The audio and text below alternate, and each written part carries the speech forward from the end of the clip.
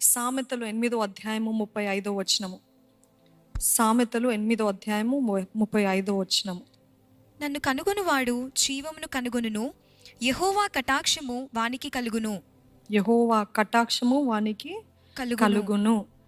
నాలుగోది ఏంటిదంటే the favour of God. ఆయన దయ, ఆయన కటాక్షము. దేవుని అందు భయభక్తులు కలిగిన వారికంట దయ, కటాక్షము వారు పొందుకుంటారంట. దయ, కటాక్షము.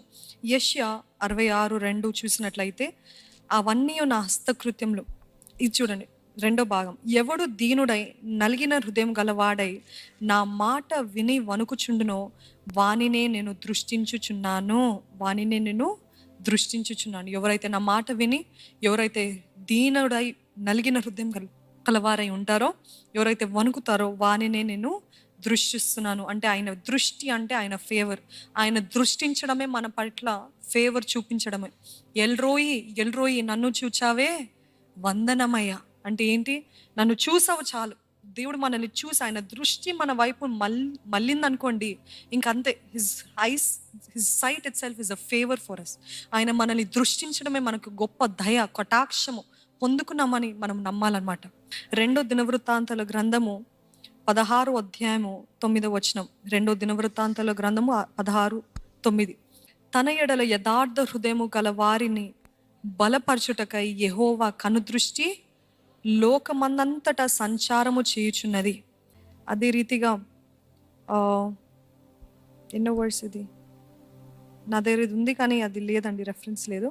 కానీ ఇక్కడ చూడండి, కావున నీ నామమును ప్రేమించిన వారు, యెహోవా నీతిమంతులను ఆశీర్వదించువాడవు నీవే, కేడముతో కప్పినట్లు నీవు వారిని దయతో కప్పెదవు. కేడముతో కప్పినట్లు నీవు వారిని దయతో కప్పెదవు. కావున నీ నామమున ప్రేమించి వారు నిన్ను గూర్చి ఇల్లసింతురు.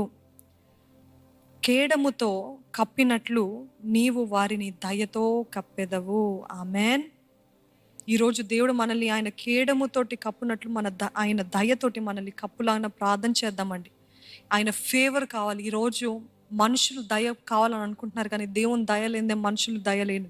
2 రకాల ఫేవర్స్ ఉంటాయి, 2 రకాల దయలు ఉంటాయి. ఏంటిదంటే favour out side, favour on the inside. Out side బహిరంగంగా బయట ఉన్న దయ ఏంటిది అని అంటే, అన్ని రీతిలుగా మనము ఫేవర్ని చూడటం, అందరూ తెలియకుండా, మీరు ఎవరో తెలియదు, మీరు ఎక్కడి నుండి వచ్చారో తెలియదు, కానీ ఒకలాంటి ప్రత్యేకత మీకు ఇస్తారు. అటువంటి అనుభవం ఉందా ఎవరికైనా? ఎక్కడికి వెళ్ళినా నన్ను ఒక ప్రత్యేకంగా చూస్తారండి. ఏదో తెలియని ఫేవర్ పొందుకుంటాను, కానీ కార్యములు జరిగించి చూపిస్తారు. తెలిసిన వారు చూపిస్తే దాంట్లో గొప్ప ఏం లేదు. తెలియని వారు కూడా ఎంతో గౌరవంతో, ఎంతో ఫేవర్ చేయలేనివి అంటూ సాధ్యం కానివి చేసి చూపిస్తారు. నేను అంటాను, దేవా ఇది నీ దయనే దేవా.